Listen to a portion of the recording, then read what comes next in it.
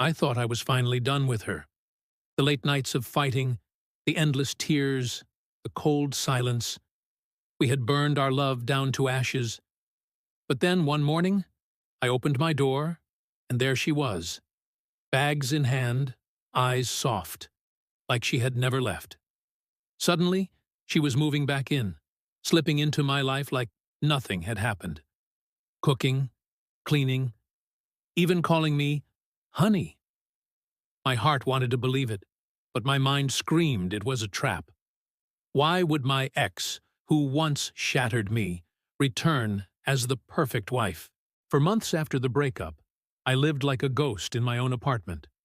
My days were predictable. Work, eat, sleep, repeat.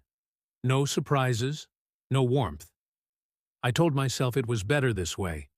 Safer. Love had already proven it could rip me apart once, and I wasn't eager to let it try again. I swept the floors of my little apartment like they were the only thing I could control. But at night, when the silence was heavy and the bed felt too big, I wondered if maybe I had given up too soon. I missed the way someone's laugh could make the walls of my heart shake loose. I missed the small things, the coffee poured before I woke, the scent of perfume on the couch cushions. I hated myself for it, but I missed her. When I thought of her, it wasn't just the pain. It was the memories of when love still felt like salvation instead of punishment. And then, just when I thought the chapter was closed forever, she showed up at my door again, uninvited, smiling like she still belonged in my world. Her presence threw everything off balance. Suddenly, my simple routines collapsed. Every corner of the apartment whispered of her hands folding laundry, her voice humming while she cooked, her perfume lacing the air. She was acting like the perfect wife, but I knew better. She wasn't here for no reason. And the worst part? A part of me, the part I thought was dead, was waking up again. At first, I told myself her return was temporary. Maybe she just needed a place to crash until she figured things out. But days turned into weeks, and she slipped back into my life, as if the breakup had never happened. She cooked my favorite meals without asking.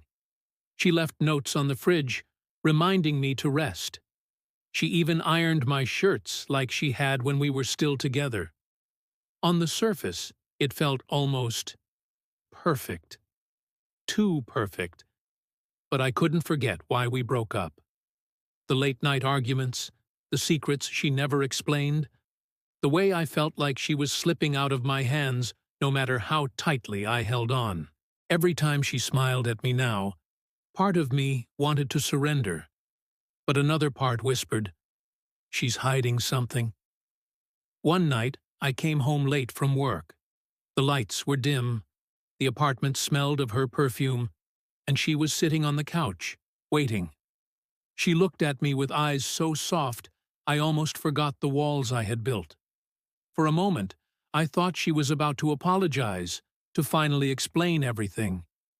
Instead, she just said, "Welcome home," and patted the spot next to her. I sat down, heart pounding, too close to her warmth. Memories rushed back. The nights we spent tangled up, whispering promises we never kept. I wanted to believe we could return to that. I wanted to believe this was real. But the next morning, while she was in the shower, I found her phone buzzing on the counter. A message flashed across the screen. "Remember why you're there. Don't forget what's at stake." My stomach dropped. Who was texting her? Why did it sound like she had a mission? Like her presence in my life wasn't about us at all? I tried to act normal, but every glance at her felt like a question I couldn't ask. She hummed while cooking breakfast, kissed my cheek as if nothing was wrong. And the terrifying part? A piece of me wanted to ignore the message and just let her keep pretending. But I couldn't. Days passed, and I started noticing small cracks. Her phone calls in the other room, her sudden silences when I walked in. the way her smile sometimes looked forced. Yet every night she curled up beside me, whispering, "Good night," like she was already my wife again. The tension ate at me, half of me falling in love again, half of me preparing to be destroyed. And then came the night I couldn't ignore it anymore. I woke up to the sound of the front door closing softly. She wasn't in bed. Heart pounding, I stepped to the window and watched her slip into a car waiting at the curb. She didn't see me. That's when the truth hit me like a blade.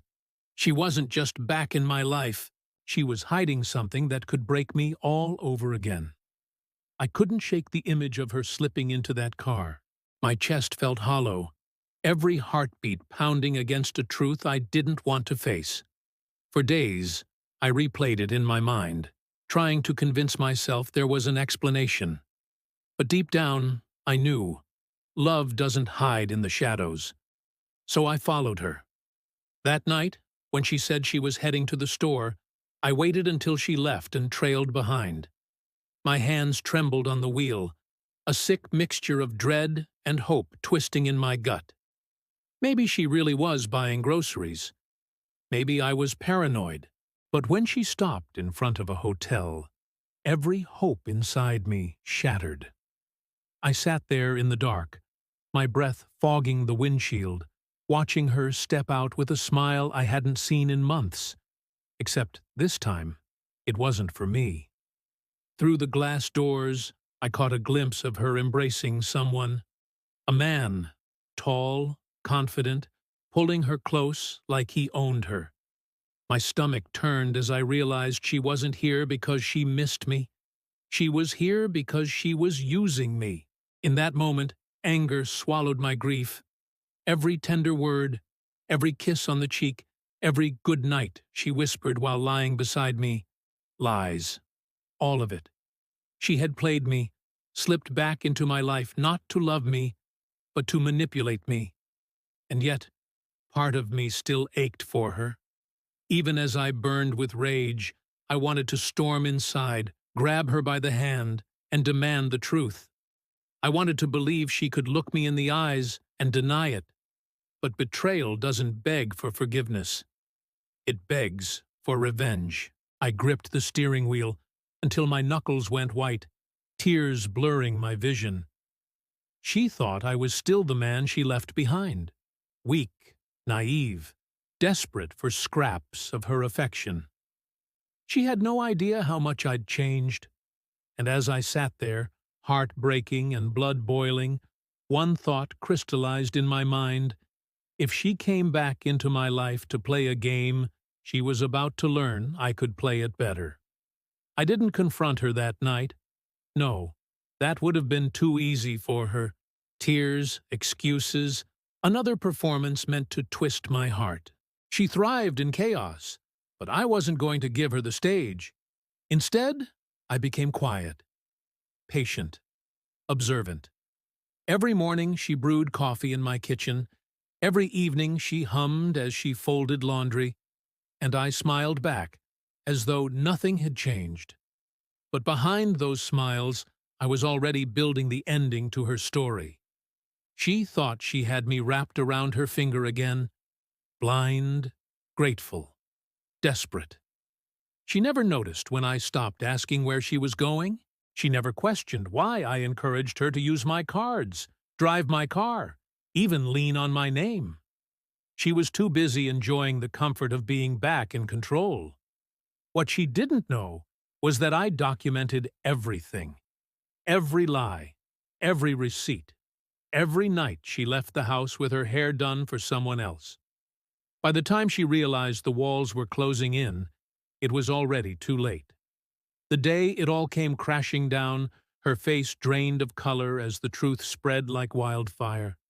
Her betrayal, her games, her lies exposed for everyone to see. She lost everything she thought she was entitled to. The man she thought would keep her secret? He disappeared. The safety she thought she had with me? Gone. And me? I stood there, calm, almost serene, watching her empire of manipulation collapse around her.